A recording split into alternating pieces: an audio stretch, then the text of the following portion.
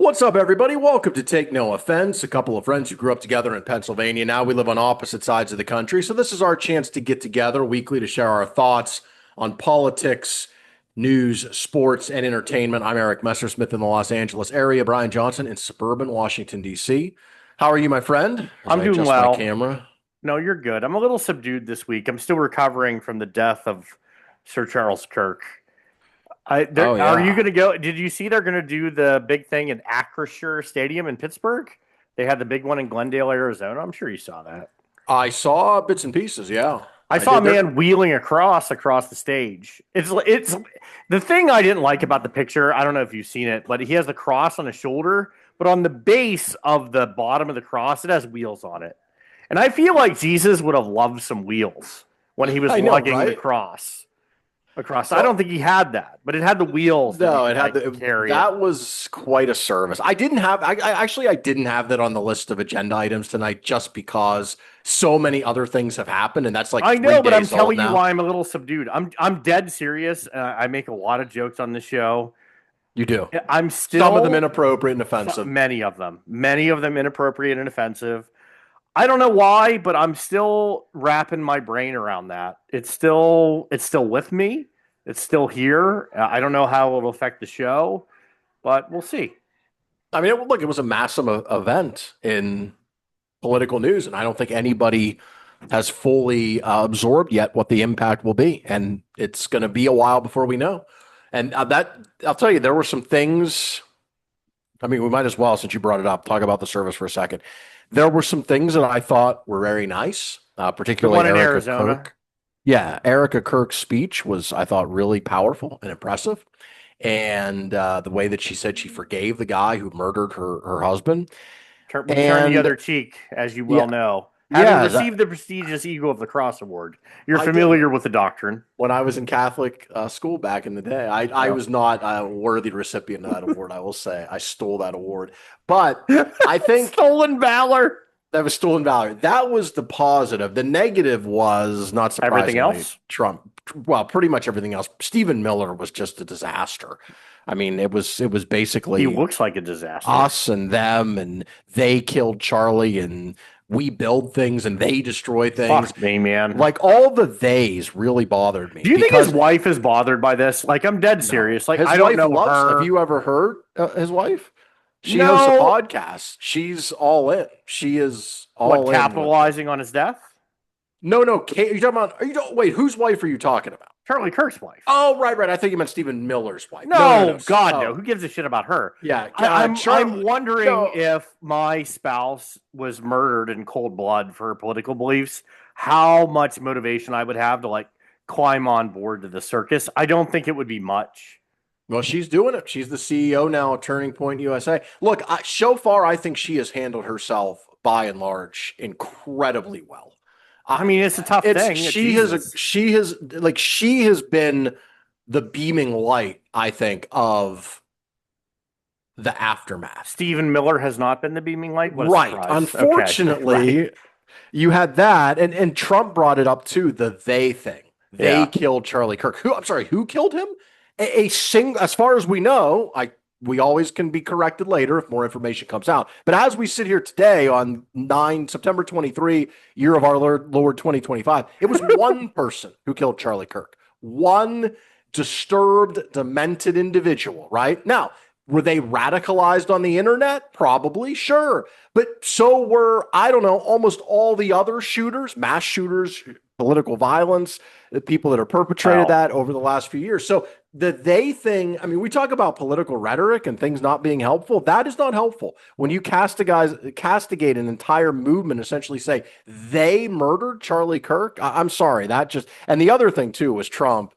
I mean, he just is incapable of bringing people together. He really no, is. He cannot do it. no. The line that I think probably got the most play out of the whole funeral, which this is sad because again, I thought Erica Kirk was incredible. But the thing that I heard the most in the aftermath was Trump's line where he said Charlie Kirk loved his political opponents, and that's where he and I disagree. I hate my political opponents. I hate them. He said, Well, that's and I'm like, yeah. that's not surprising. No, well, I mean, of course it's not surprising, There's but nothing profound in that statement. it's I still mean, disappointing. Anyway, those were just a couple of the quick takeaways I had before we move on. So let's talk about the news of the day.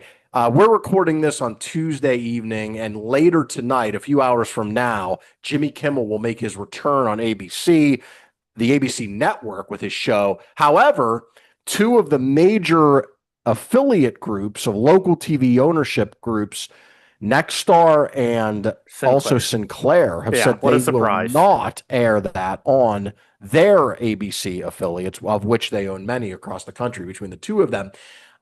What do you make of all this, Brian?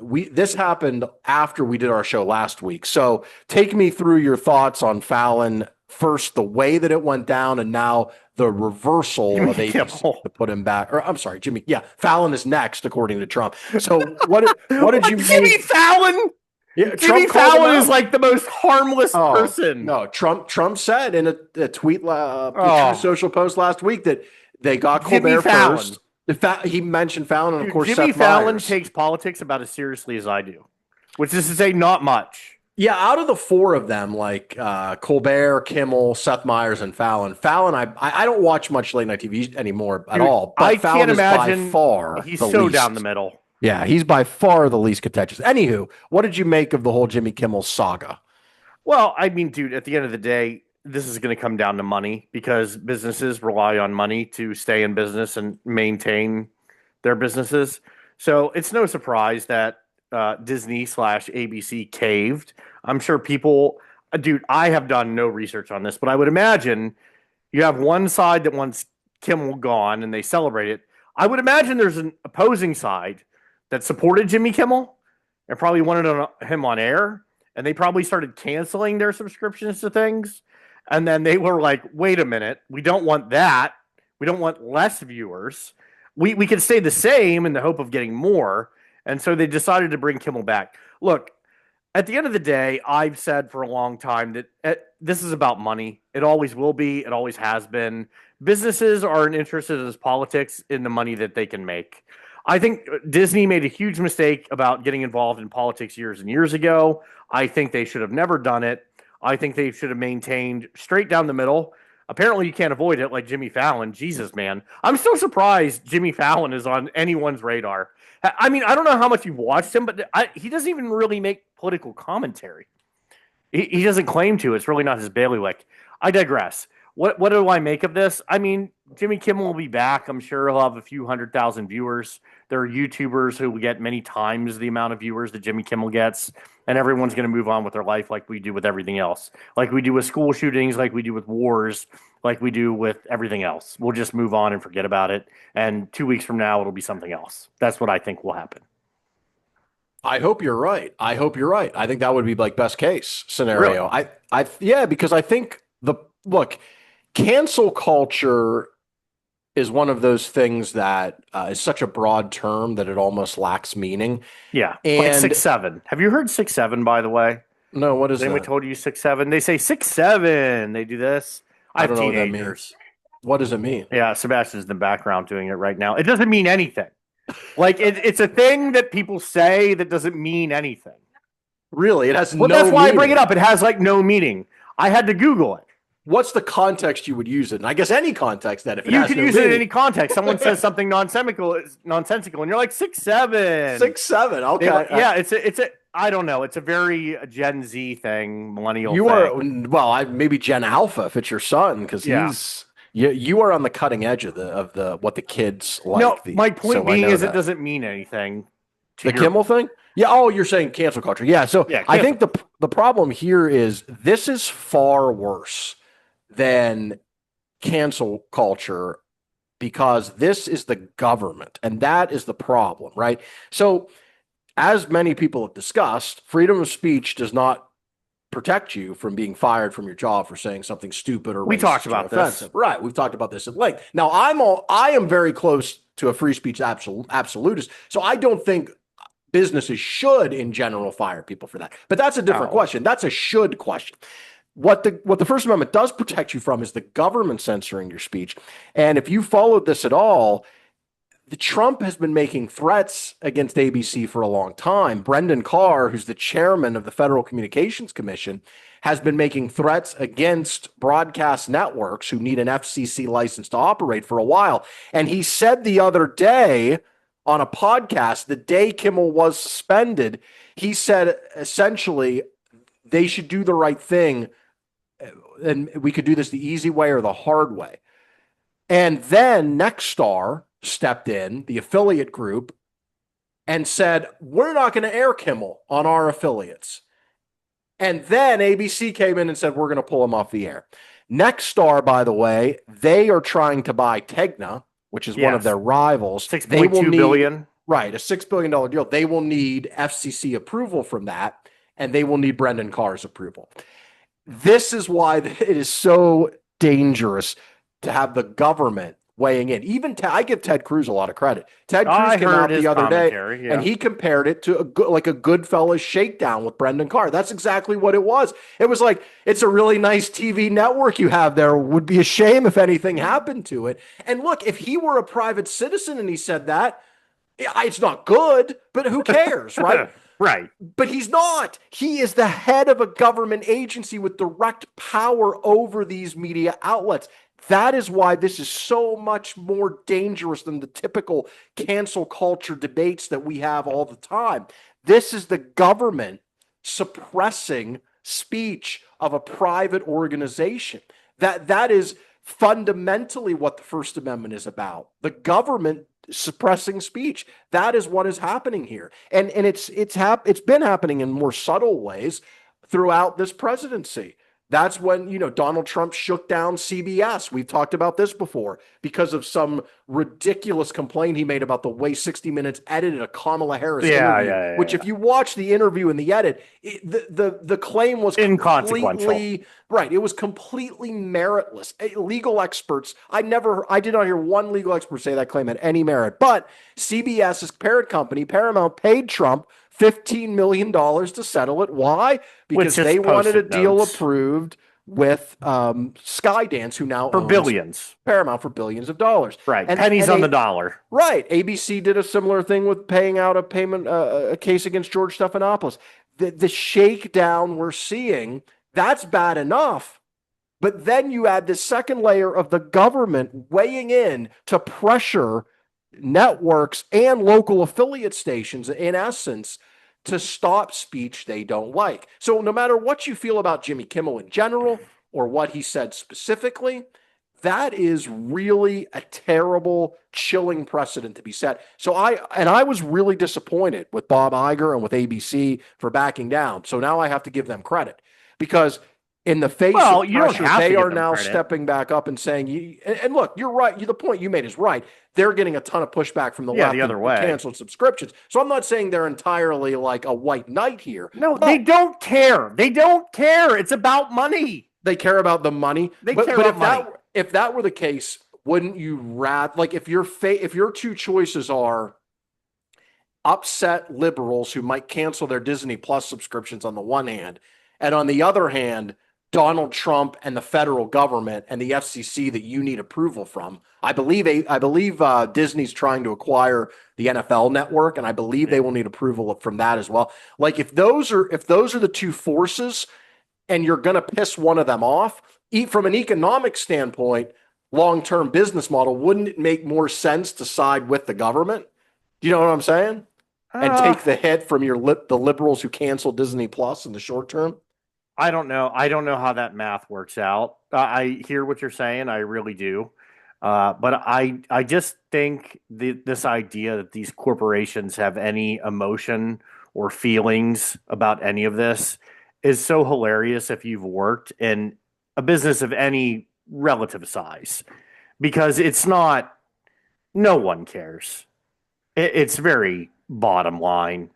But shouldn't they care if you own, like, if you own a TV station and a news division, that's different than owning, I don't know, a rock company or like a florist. I mean, not necessarily. I mean, it's not different in terms of supply and demand in the business model. But what I'm saying is, you have a certain responsibility when you own one of those. What do Then you it's see? more This than is what just I the always bottom line joke of the about. business. You know what their responsibility is to their shareholders? That's where They their do. responsibility They lies. do. But see, Like, what are you talking under about? Some kind of like social responsibility? I always just yes, stop it. yes, Stop yes. it. You sweet dear boy. But if No. the problem, like, not nobody having a social responsibility in a position of power is under most circumstances okay. The circumstances where it isn't okay, I would argue, are the circumstances we are in now when the government is doing things that are undemocratic. And when you have people who cower in the face of Dude, that. you're not going to move me off this position. I have maintained it for 25 years since I had the ability to like understand these things. Your only responsibility as a business is to your shareholders, and that's it. But don't you think There that's is no dangerous in the times that we are in now? Like, don't wouldn't you argue that a lack of pushback from those that have power to things that are clearly why? What's the undemocratic difference is between a Bagel problem? Bites and Disney? I don't understand. Well, Like, I'm saying no, because I don't disagree with what you're saying. Like, for instance, I think it's obvious to everybody what someone like Mark Zuckerberg is doing, right? I don't think Mark Zuckerberg is a hardcore MAGA person by no, any or means, Bezos. Of course they're not. or Bezos, but they are doing what they're bending the knee the way they have to bend it, right? What I'm saying to you is Yeah, let them pretend. if people in power do that at a time when democracy is potentially, or some parts of democracy are under assault, and there's a regime that is increasingly, let's say, authoritarian, hypothetically, if that were to happen, right? Yeah. Is that not a problem? Like, what's the point of having power and fuck you money if you never say fuck you? If you just always So go you're like along with and John there's Oliver. You limit. just want Like, them to say what, fuck you. is there a limit?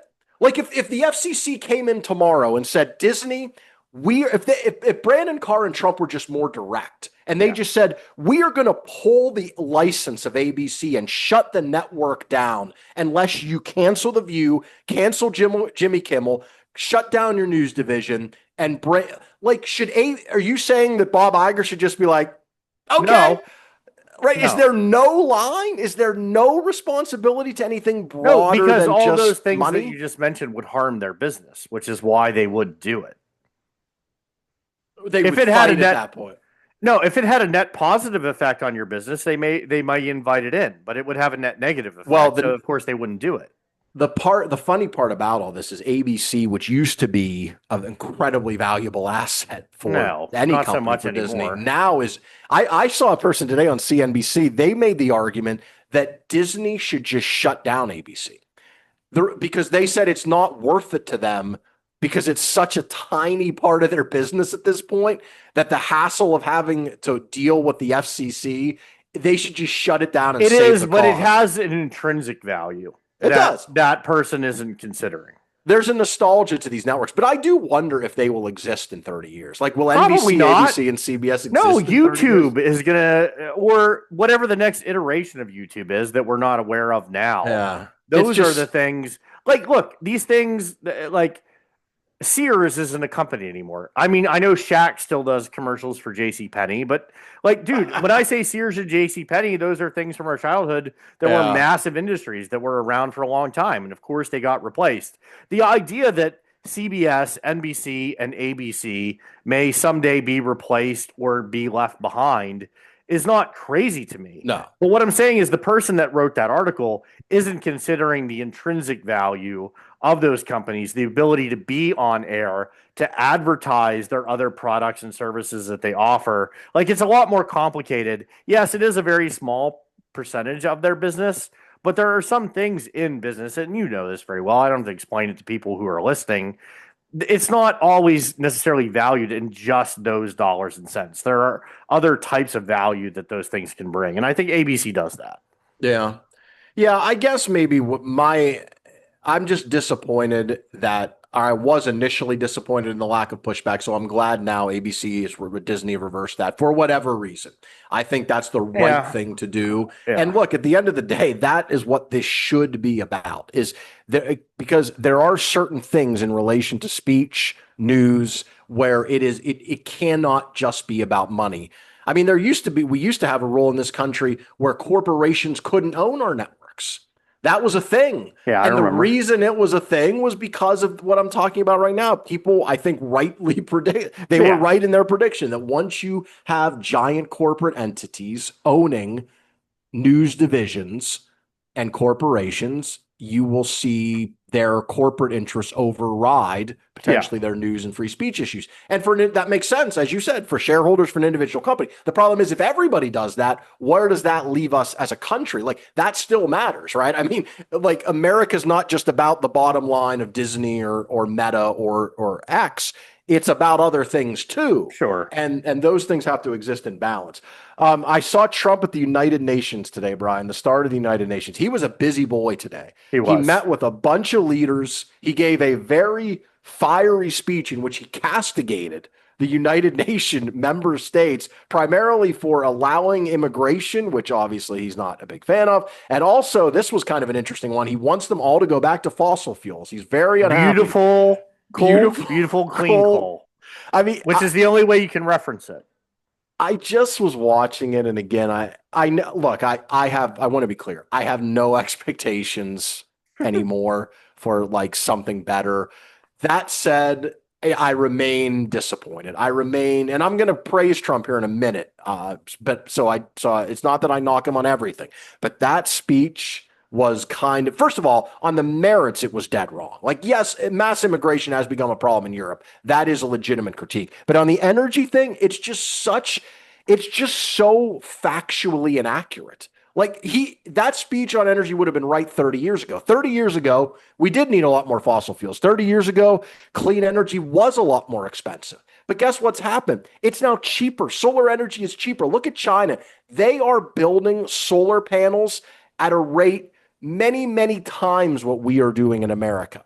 And this is China. This is a country that 5 years ago had coal power plants everywhere. They're not doing it because they care about the environment. They're No. doing it to make money because they know it is the best way to get cheap, easy energy is to build solar panels. We're falling behind in America, and he wants to go back to the good old days of, coal-fired power plants everywhere. Anywho, that was my tangent. What did you make of his speech to the UN? I wish the teleprompter would have worked because Trump without a teleprompter is dangerous.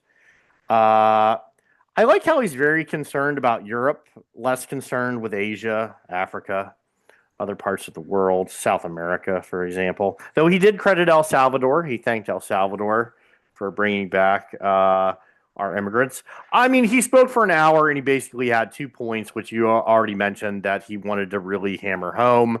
The third point was he wanted some payback for not getting the contract to do the UN building back in Yes. 2005, which the man, if he can do no else, he can really hold a grudge, my friend.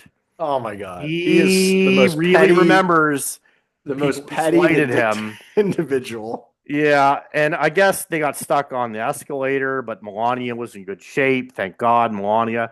I mean, she is probably our most beautiful first lady. We don't have to, Oh, I don't go know. on Have that you one. seen Dolly Madison would like a word from the grave? Jackie Kennedy Onassis Dolly for the Madison recent apparently time. was a looker. I've read a biography on Madison recently, and Dolly Madison was apparently quite the looker, and she knew how to throw a party. In fact, Yeah. note of history, Hmm. when Dolly Madison died, Yes. like I think it was in the 1840s, Right. the president at that time, which I believe was Zachary Taylor, on Tippy her Canoe and Tyler too. Go there you ahead. go. In her eulogy said she was America's first lady, and that is how the term began. The president's wife was not called the first So lady. not only do you come for us for entertaining commentary, you learn something, which is That's what right. I really like I bring the history. about the show.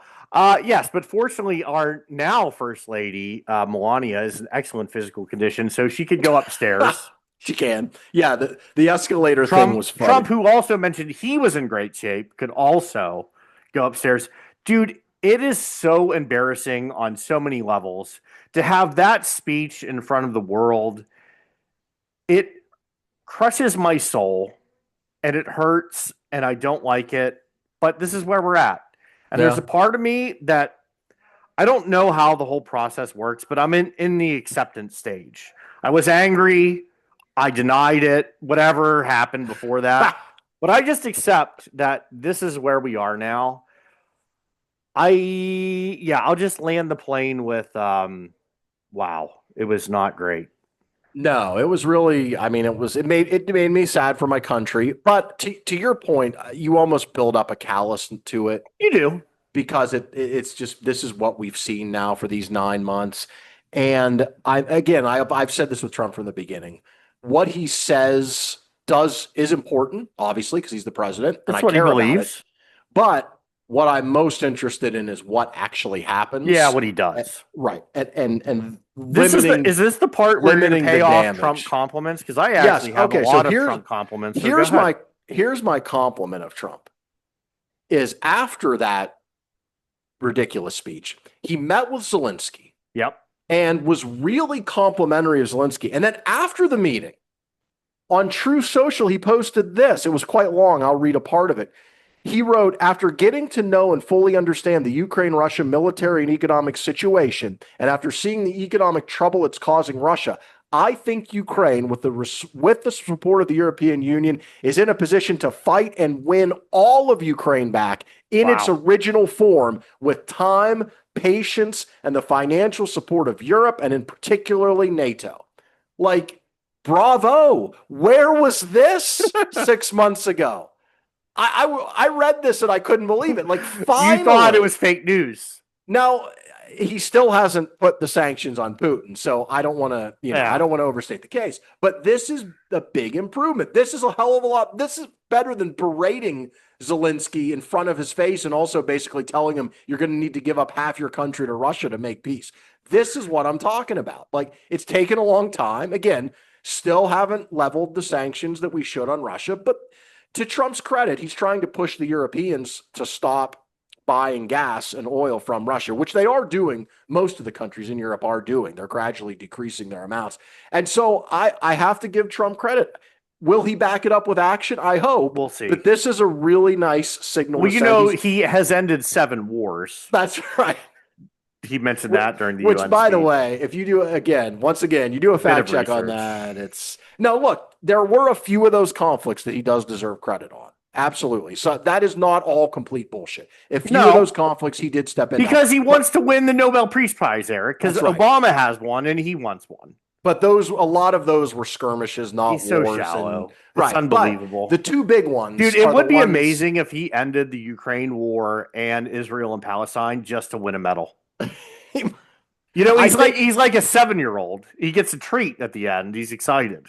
Well, I don't think there's any question that what you're talking about is exactly what was driving him for the first 6 months of his administration. Yeah. He was trying to get peace, especially in Russia and Ukraine, at any cost. Right. He just wanted it done. Yeah. And I think if Putin would have shown him any level of interest in that, I think it could have ended very badly for Ukraine. I think Ukraine could have been forced into a terrible deal. So we are actually lucky that Putin is such an asshole because if he wasn't, then that war might be over in a way that would be very damaging for Ukraine in the West. And so I think it took Putin like sticking his finger in Trump's eye so many times for Trump finally to be like, okay, I guess I hope Ukraine wins, whatever, which I'll take. I will take that from Trump because as you and I just talked about a minute ago, a lot of this 4 years is limiting the damage. Yeah. Limiting the damage on a number of fronts. It's gonna be tough. And getting us to 2028. Can the levees hold? Can the levees hold? And this is one area. Speaking of can the levees hold, over the weekend, Trump tweeted out a message to his attorney general, and I know that because he started it on X with Pam. So he was appealing directly. He couldn't make to a phone call, text, send a note. Right. He sent a message. Memo. Has to go out on X. And he wanted her to essentially go after his political enemies. He essentially he mentioned 3 by name: Comey, Adam Schiff, the senator from California, and Letitia James, the attorney general. We saw this coming. Basically said they're guilty. He fired the prosecutor, the U.S. district attorney in Virginia, who had been looking into those cases, and now replaced him this week with one of his own personal attorneys from the White House. Mm-hmm. So when we talk about the levees holding, there's really a couple of very important things in this regard. We talked about one with Kimmel with free speech. This is another one. There's really very few things I can think of worse in terms of what the government could do than turn the Department of Justice against its own citizens in a personal vendetta against Trump's political opponents. And if we get to that point, and right now it's just words, which are really bad. I don't want to like downplay that. For the president to say that in private would be terrible. Like that's what Nixon basically did, right? Nixon, he didn't have X or True Social, but to say it publicly and then for it got some reaction, but now it's been brushed to the side because all this other shit has happened in the last 4 days. They're flooding the zone. Huge deal. That was you want to talk about a lurch toward authoritarianism? There is nothing more authoritarian. Don't overreact, Eric. Than the government suppressing speech with its own power and prosecuting its political opponents against the wishes of prosecutors who are career people using political appointees to do it. James Comey's daughter claimed that she got fired because she was James Comey's daughter. And I thought that's the most obvious thing in the world. It seems like it. And I know I was like, yeah, I think that's probably why. I know people will point to Trump's prosecutions and they'll say, well, the Biden administration went after their political. And I just, when you say that, you are in the tank. And the reason that I make that point is because I don't think you're fairly looking at two things that aren't the same. Bill Maher said this one time. He said, I forget who he was talking to. I think it was Kellyanne Conway. And he said, he said something to the effect of, you don't have the ability to tell two things apart that aren't the same. Right. And Trump, what he did with the classified documents was awful, way worse than what Biden did. He would have probably been convicted on that. He clearly tried to overturn the election. That's what two of the cases were about. We can argue about the Stormy Daniels case, which, by the way, he was convicted on 34 felonies in front of a jury. So there's no doubt. I don't think that he was guilty. Eric. But the point I'm trying to make, the larger point is, Merrick Garland, who was the attorney general, went bent over backwards to give Trump deference. That's why it took so long for him to appoint Jack Smith. And the many people on the left despise Merrick Garland and think Biden made a terrible mistake making him attorney general because he tried so hard to be fair. And that is the difference, right? Yeah. Not to say that Democrats always get it right or Biden always got it right or that there isn't occasionally preferential treatment with the Department of Justice. Of course. I mean, I think Hunter Biden, that case probably was slow walked for a while because of who Hunter Biden was. Now, ultimately, they went after him and Biden pardoned him, I think, shamefully. Like John F. Kennedy's attorney general was his brother. Like we know that there has been in the past, there have been instances. We know what Nixon tried to do with but when those things happen, like we call them out, and those are isolated cases, much different than Trump saying, hey, go get my political opponents. When, by the way, the same week, did you see this story? It leaked that Tom Homan, who is now in charge of ICE, Tom Homan accepted, according to a report that was in the New York Times, $50,000 in a fast food takeout bag in cash in order to potentially steer contracts to people if and when Trump won the election. And apparently this is on tape. And then after the election, the Trump DOJ dropped the case. The FBI dropped the case. They said they looked into it and there was nothing there. Well, there was either $50,000 in the bag or there wasn't. Well, I find it interesting that Homan was asked about this the other day. And he said he didn't do anything illegal or wrong, but he also didn't explicitly deny. Right. That's an interesting take. $50,000 in cash, which is kind of the big deal. You know, again, I'm so out of it, dude. Is it wrong that when you say $50,000 to me, I'm thinking, why are you risking so much for so little? And look, maybe he's innocent. Like $50,000, that's not even like a new car. I'm not saying he did anything wrong. I don't know. All I'm saying is I think that it's interesting that that story broke But the same week that how Trump is much or how calling. little are you being paid that you're risking your freedom for $50,000 in a bag Yeah. to steer contracts? Well, and maybe The math ain't math in there. right, Like and that's the part for me that's so weird. maybe he didn't do it. Maybe he's innocent. Maybe Kash Patel and the FBI were right to drop it. That's all entirely possible. My point is I have no faith in that No. because I've seen what Trump says explicitly. I can only imagine the conversations that happen in private. Yeah.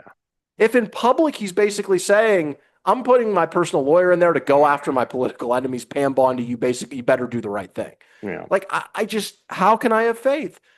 It's kind of like it's the thing about this administration. They've just lost so much credibility. It's like the autism. Well, no, but announcement the other because day. they've lost so much credibility, it's why things like this slide by because everyone just shrugs their shoulders. It's when it's like Democrats say that's not normal. We're way past that though. Like that doesn't hold any water anymore. Like everything that you have mentioned during the last 10 minutes of our conversation, at some point in time in our history would be considered criminal acts.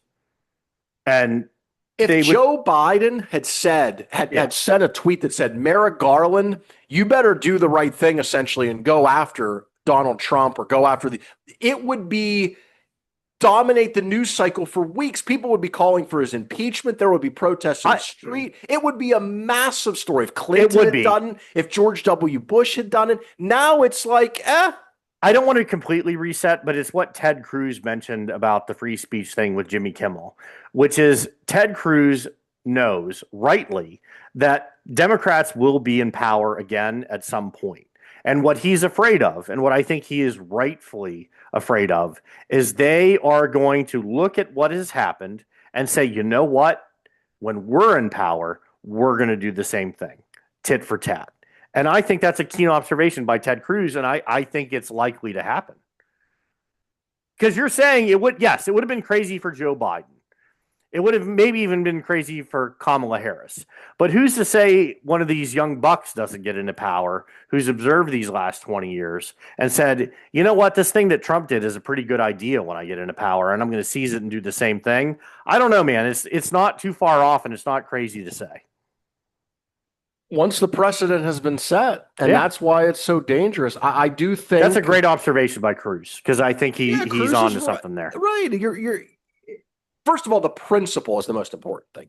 But even if that's not enough to motivate you, you're right. There is another big motivator, which is it could come back to fuck us later. Yes. Even if the principle, which I actually will give Cruz credit, I think he cares about the principle too. But I don't think Ted Cruz cares about anything but Ted Cruz, but that's from my own personal interactions with the man. So go ahead. Oh, you've had personal interactions with Ted Cruz? Sure. Really? I do live in our nation's capital. Tell me more. Ted Cruz, dude, if there's anything that Ted Cruz loves, it is freaking Ted Cruz. He is a huge fan of himself. Yes, I could see that. I've never met the man. I'm not buddies with him. With you, where you're like breaking. No, I'm not buddies with him either. Just in the times I've been around him, though, look, having spent some time around other folks in power in this little area, I get it to a certain extent. Like I do, like the arrogance, the confidence, the just kind of doing whatever you want all the time. But Ted Cruz really, to me, more than any other person, from just being around him a little bit, emanates that more than the other folks I've been around. So you were not in Cancun with him when he went to Cancun that time? No, but when I heard that story, it was one of the least shocking things I've ever heard. I was like, right. You know what? That checks out. Just yeah, I get it. Wow. I did not know Ted Cruz would be taking incoming in this episode. It's all, you never know where you're going to go. And you know what? Ted Cruz, there's also a second part of this, which is as evil as he can appear and as the media makes him out. I don't know. It's like all these politicians, man. At the end of the day, yes, they're serving their own self-interest. But what you were saying before is I do think Ted Cruz does strike me a person also who could take a moral stand at some point based on how it works out for him, if that makes sense. Right. Yes, it does make sense. One other political story. I saw that today Trump canceled his meeting that he had scheduled this week with Hakeem Jeffries, the Democratic leader of the House, and Chuck Hakeem. Schumer, the Democratic leader of the Senate. The government is set to shut down at midnight on September 30th, which is 1 week from today. There is no deal right now to continue funding the government. Democrats want some concessions in exchange for agreeing to keep the government funded for 7 weeks. This is similar to what happened in March, Brian. You remember back Yeah, in when Schumer March, caved. Schumer caved. The government was about to shut down, and Schumer, along with, I think it was a total of 10 Democrats in the Senate, provided the Republicans the votes they needed to pass appropriations for the rest of the fiscal year, which ends on September 30th. So we'll see who will blink here. But I thought it was interesting that Trump basically canceled the meeting tonight this week and said, "Yeah, it seems like he's okay if there is a shutdown." Schumer took a He lot of probably heat is. for it back in March. So I think now that he's standing up, it seems like the Democrats are pretty united. I don't know how this ends. No, it's very okay corral. Who blinks first? Who fires the shots? You've experienced government shutdowns. I mean, everyone where I live has, personally experienced a government shutdown in some way. I know a few government employees who are very much looking forward to a potential shutdown because you know how, no, seriously, here's why. For those who don't know, they shut down the government for a period of time. And for that period of time, those government employees don't get paid. When the government ends the shutdown, they get all of the money they would have made during the shutdown in like one payment. Right. So But it's that's like if you're a government employee, you're kind of cheering for a government shutdown because then you don't have to go to Wow. work. All right, hold on. The people you work with that travel in your circles, a lot of government employees do not make a lot of money and are paycheck to paycheck. So for them, it's a really, really So bad just thing. DS-15s is what you're talking about. But I don't know what that means. All I know is the people that I know it's hard for you to think of those less The little fortunate that people. are That's the true. little people, right? Yeah. I think, look, this is one of those things when we say it isn't normal. This is Democrats taking a stand and trying to call that out. Because remember, back in the summer, the Republicans passed a bill to pull back money, $10 billion to PBS, to I remember. NPR, foreign aid. And then Trump himself just a few weeks ago took $5 billion from foreign aid and pulled it back without Congress even approving it. And there's that's in the courts now. It might not even be legal. Not to mention all the other money that the Trump administration has slow walked or withheld contracts they've canceled. So I can understand the Democrats saying, "Hey, wait a minute. You want us to agree to continue to fund the government or fund the government at certain levels? What is there to say though that you won't just go back on the deal and rescind the money later or not spend it the way that it should? We want some safeguards and protections in there." I think this is a smart fight for the Democrats to pick with an unpopular Trump. He was more popular in March. He's not nearly as popular now. I think this is a smart fight for them to pick, especially because they can tie it to the ending of the Obamacare subsidies Yeah. at the end of this year, which is going to cause massive increases Yes, it will. in the health insurance premiums for people on Obamacare. So we'll see how that unfolds. We can talk more about that next week. Brian, what did you make of a wild, wild weekend in the NFL? What were your big takeaways from week 3? I I mean, the NFL is super competitive. I told you this, man. The Browns beating the Packers. No one Crazy. saw that coming. The Indianapolis Colts being good. Seeing that sign. What is it? Indiana Jones and the quest for a winning season. He's You been know, incredible. Daniel no, dude. Jones. Daniel Jones is the starting quarterback at my fantasy team that no one cares about because Joe Burrow got hurt. Uh, Dude, I look forward to every Sunday. It's so fun. It's a great. It's a. It's not a soap opera, but it is. I think I just enjoy watching how incredible these people are, do what they do. It's amazing. Like comparing college football to the NFL is like comparing ping pong to tennis. Like they're not even close. Like they're just not. It's yeah. Well, I part mean, of I that, I love that think, the Steelers won in New England for the first time since 2008. I think that Aaron Rodgers signing is starting to look pretty good on the Steelers' part. I know we talk about the Steelers every week, but even the Monday night game that was the Detroit and the Ravens. I mean, those are two amazing teams. It's so wild to me that the Lions are good You have to remember, during our lives, we were born in 1979. The Lions have been dreadful. The Lions look like a juggernaut. Like Yeah, they they're an looked incredible team with they looked really Hutchinson. good. They have two great running backs, Amon-Ra St. Brown, Penei Sewell on the offensive line. They're really good. But the Ravens are just mystifying. I know I'm rambling, dude, but they're like you could talk about any. That's the best part about the NFL. You could talk about any one of the 32 teams, and it would be interesting and intriguing. I love the NFL, man. Yeah, What did I no, I like? agree. What did you take away from it? Well, A lot of injuries. Baltimore was the betting favorite to win the Super Bowl heading into the season, and they're 1-2. All So right, that shows you, and Derrick Henry's got a fumbling problem. 3 straight fumbles that's weird. lost to start the year, 2 of them in the fourth quarter, and their 2 losses. I think there were 4 game-winning field goals Sunday, and then there was a game-winning blocked field goal. Oh, and Philly. And if that doesn't tell you how good, and there were a bunch of blowouts too. Even Yeah. with the blowouts, you had all this drama. I totally agree with The you. Like blitzing hour is incredible. which you talk about NFL Red Zone, which you and I Yeah. both love, the hour where the 3:30 to early 4:30 slated games, and it's just so entertaining. I'll be setting the alarm 6:30 a.m. out here on the West Coast this week for the Steelers and Vikings playing in Ireland. So we'll see what our Steelers can do. Carson Wentz, is he going to go again? It's going to be Carson Wentz. I like it our looks chances. like. I think the Steelers Our are. chances is as if I play for the team. Well, you bleed black and gold, Brian. I do. People are kind of down. I saw online after that win because New England dominated basically every statistical category, and it took 5 turnovers, including 4 fumble recoveries, which is crazy good luck. The team fumbles 4 times and you recover all of them. But I don't know. I saw some signs of improvement in that game.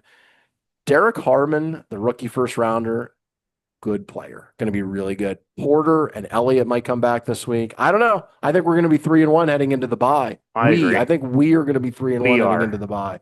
I don't know that Minnesota defense is good though. So I'm not. It's going to be. It's just like every Carson game. It's Wentz, probably Eric. going to come down to a field goal. We have night. MVP Aaron Rodgers. They have Carson Wentz. By the way, as much shit as Mike Tomlin gets, and I've criticized him at times too.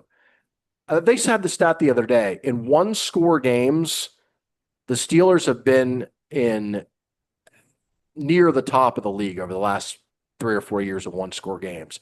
And they are now 19-6 in those games. So, I mean, for all the people who shit on Tomlin, and there are reasons to criticize him, no doubt, to win 3/4 of your 1-score games is pretty impressive. Dude, I'm a huge Mike Tomlin fan. I don't know if we've ever talked about it on this show, but I just think people that criticize Tomlin, I get it, like for the diehards. I also get it if you're not from the Pittsburgh area. The chances that the Rooney family fires Mike Tomlin are 0.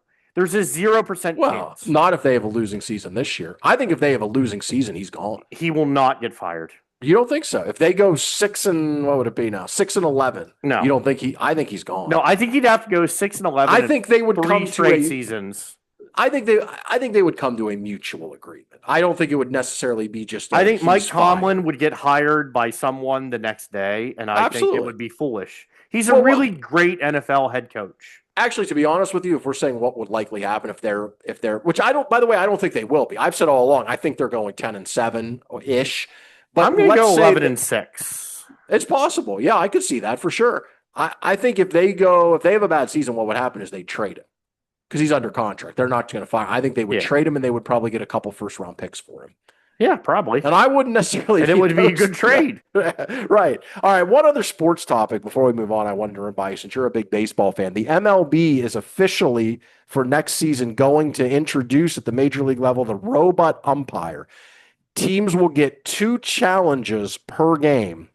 And if they win a challenge, they'll get to keep it. So the hitter, the pitcher, and the catcher can challenge a ball or strike call, and then what will happen is it will be displayed on the monitor in the stadium, the pitch track like they do with tennis now, where whether the ball was in or out, and that replay will determine if the pitch is a ball or strike. They've tested it at the minor league level for years now. Apparently, this is so accurate that they have 12 cameras in each stadium, and the margin of error is 1/6 of an inch. Yeah. So I think this is a really good play because some of the worst calls in baseball that affect the outcomes of games Yeah, and often balls and get people strikes. ejected are balls and strikes. And so be able to get it right. And I like that you still have the human element of the umpire, but when they make an egregious call, now they can be switched. And when they've tried it out in the minor leagues, it averaged around 4 challenges a game, and those challenges succeed. This was during spring training this year. Challenges succeeded 52% of the time. So you get a couple of calls corrected each game. But as a baseball diehard and purist, what are your thoughts on this? Well, no, so I'm not a purist, so take that back. I'm not Bob Costas, okay? I like it, and the reason that I like it is because, and this may not be a reason that you think, but people's livelihoods and the way that they make a living are at stake with these calls. And that is not a small thing. People, we just talked about Mike Tomlin getting fired and having to move on. Look, I know he's not going to be in the bread line if he gets fired from the Steelers. But what I'm saying is, if a playoff game is won or lost because a call is wrong, then people lose their jobs. And it's not always about the Mike Tomlins, or we're talking about baseball. So we're talking about, the managers, the Boones, etc., losing or keeping their job. It's the people on their staff. It's the people that come along. Like, all of these people are lumped in together. And those calls matter for the players. They matter for the managers. It's a big deal. I'm happy that they're doing it. We have the technology. We have the ability to get these things right. For the people that it says it's taking the human element out of the game, we should be taking the human element out of the game. Yeah, Because we have the ability there. to get it right 100% Right. of the time. Why would you not want the right call 100% of the time? It seems silly to not have that. Absolutely. I totally agree on that. Any reviews this week, Brian? Have you been watching anything? I'm watching Talking Sopranos Oh, on God. HBO Max. I'm good. You have to watch other things. We No, have got I'm to expand waiting. your I horizons. know. I'm waiting for I almost said Homelander. What am I thinking of? The one with John Cena. Peacemaker. Peacemaker, Homelander.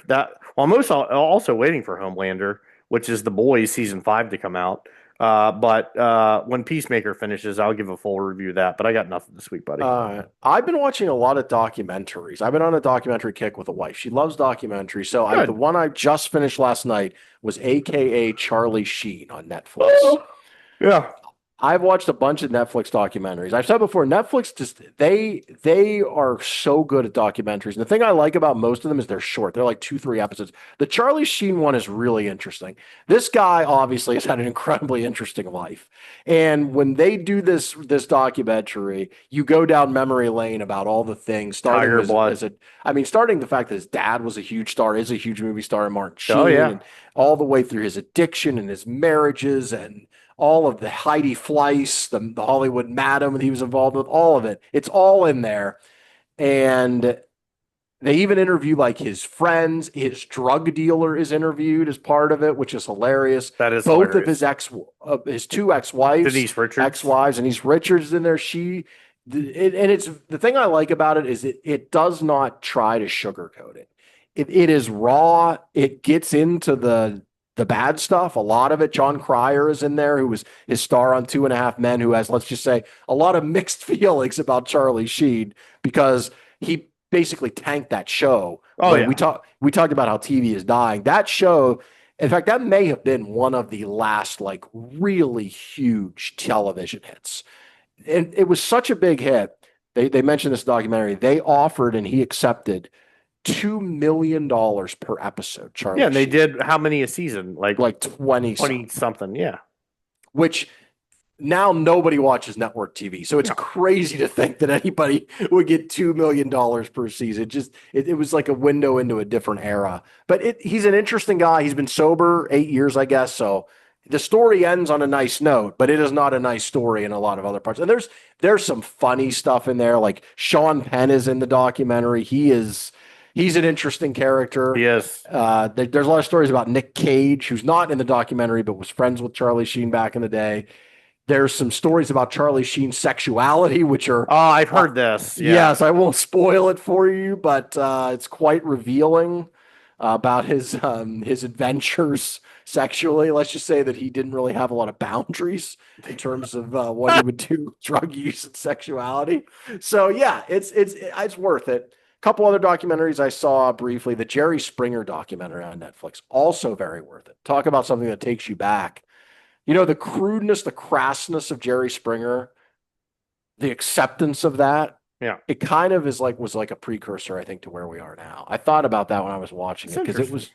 it was just so over the It top. And could I be a admit, precursor to Idiocracy, but sure. well, I watched it back in the day and enjoyed it, Jerry Springer, when we were younger. But watching it now through the eyes of 2025, it is just such complete trash. The way they You didn't exploited know that these at the people. time? I mean, I did, but I thought it back then. I maybe thought it fell into like the harmless trash category, but it Ah, really wasn't harmless. It not, what it did to society or not is maybe up for for debate, but debate, sure. these people were so exploited by that show. There was a murder that took place after the show, in part because of things that happened on the show. It was just such a cesspool. The only thing that's disappointing about the documentary, they have a lot of firsthand accounts from the people that were intimately involved in making it, but obviously you don't have the star because he's deceased, Jerry Springer. So that to me is the thing that would have made it even more compelling, is if you would have had Springer alive with now the hindsight to look back on Yeah, this because he trash that wasn't he, a moron. no, he was a Jerry very Springer smart was a guy. really smart Very smart. guy. And in fact, they talk about a lot this in the documentary, how different this show was for him and how out of his comfort zone he was at first because he had never done anything like this. He He did was a well. Yeah, and but he was a natural for it Yeah. with his personality. Then I saw a Bad Influence. This is about a mother who exploited in a tragic way her daughter and her daughter's friends on social media in order to get followers and clicks. This is something I didn't even know existed, but apparently it's a massive industry in social media. Is videos made by children for children. Oh yeah. And these children are doing all kinds of, I guess, skits is the best way to describe it, made up scenarios. And part of it is they're taking a boy and a girl and making them have a fake relationship on social media that then develops into a real relationship, usually off social media. And they're pushing these children to engage in like sexual kissing, touching, pushing them to do this when they're 12, 13 years old. Sure. And other kids then are watching this. Hmm. And the mother, who's supposed to know better, allegedly, is pushing this on these kids. And For it's just, money.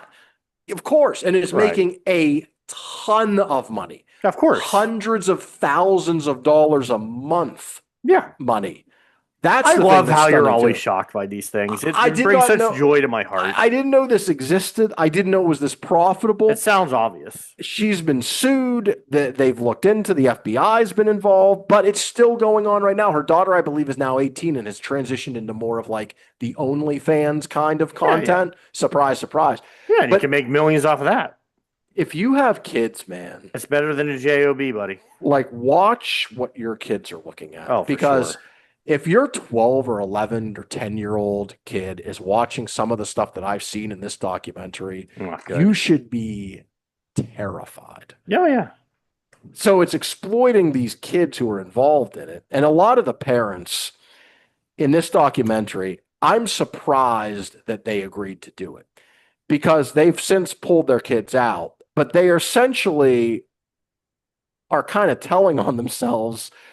They're upset about what this did to their kids, but they're basically like, yeah, we hung around, we were making money. I mean, No, but dude, okay, so I get what you're saying. It's the sexual element that people have a problem with. But how's that different than Ryan's toy review? You know, you got a I'm 6 year not old familiar boy with on there. that. So Ryan's Toy Review is a very popular show where a little boy, the parents buy him toys and he plays with them and he talks about it and they make YouTube videos. I think Ryan is probably in his late teens now, so it's not quite as charming as it once was. But back then, It's just weird now.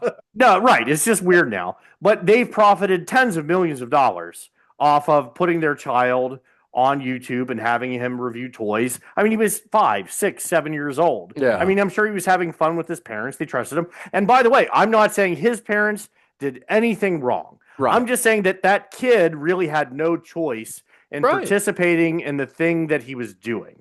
Like, he was put in the video, he made them, he got attention for it, he probably liked it. He is a multi-millionaire 20, 40, 50 times over at this point in his life, and I'm sure he'll be fine. But it's what you're talking about is no different to me because that kid did not have a choice to participate in those things, which is Yeah. the exploitation of of your child to make money. It's in the same vein. That's all I'm Right. saying. No, I think the difference with this is A, the sexual The aspect sexual with element, minors, sure, of but course. B, the abuse that the mother was inflicting on these kids and the fact that she was essentially making them work 10, 12, Yeah, but 15 dude, you're telling me days. Ryan from Ryan's Toys never woke up and was like, I don't want to play with toys today. I don't want to be on video. Yeah. And they were probably like, hey, dude, you better suck it up And because mommy needs her views on YouTube. And But what's I interesting- guarantee you that happened. And what's interesting is child stars who are in film TV, they are making money, right?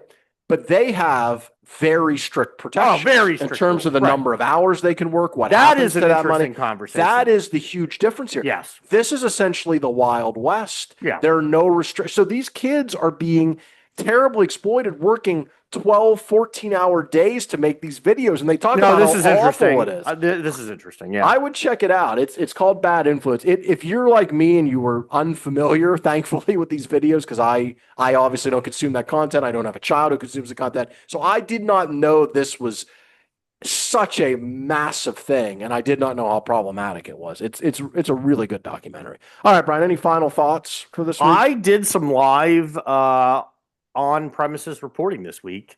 I ventured into Federal Triangle and I decided to talk to some of the Army reservists that were at checkpoints in DC.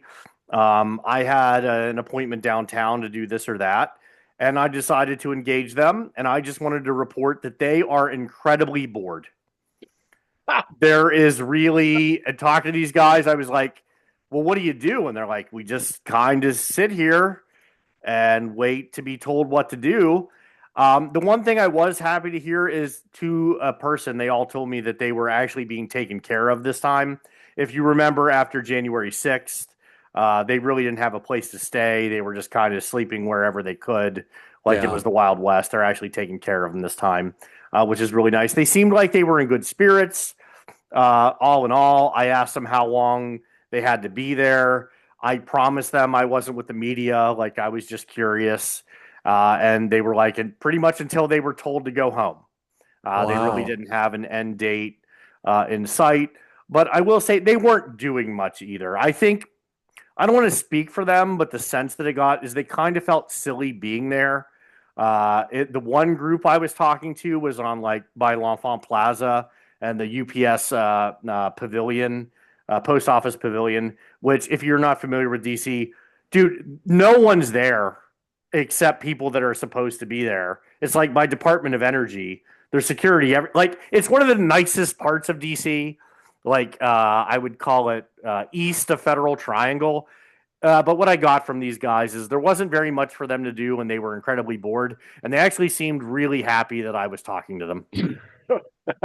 And you were lying to them when you said you're not. Although I guess we're not really. No, dude, I am not a credentialed member of the media. No, if you've no. watched the show for any amount of time, anyone would know that. Well, I think the definition of media has changed so much that under that wide umbrella, we may fit. No, but it was interesting to run into those guys and see Yeah, how they were that's being cool. taken care of and get to talk to them and kind of see what they were up to. And, you know, man, they're just, you know, they're young kids from West Virginia in a reserve unit who got called into DC who are just doing the best they can. Yeah. Look at you on the ground reporting. Maybe we should make this a weekly thing. Like, Oh, Brian, Jesus Christ. like you go around with a microphone and just start talking to people and we'll play it on the show. That would be interesting. I think our fans would love to see that. Oh, I'm sure. All right, that'll do it this week. Make sure you like and subscribe to the YouTube channel here. We are on the Everybody Settle Down YouTube page. And of course, you can find the podcast wherever you get your podcasts. For Brian Johnson, I'm Eric Messersmith. Thanks for being with us. We hope you enjoyed the show, but if not, please take no offense.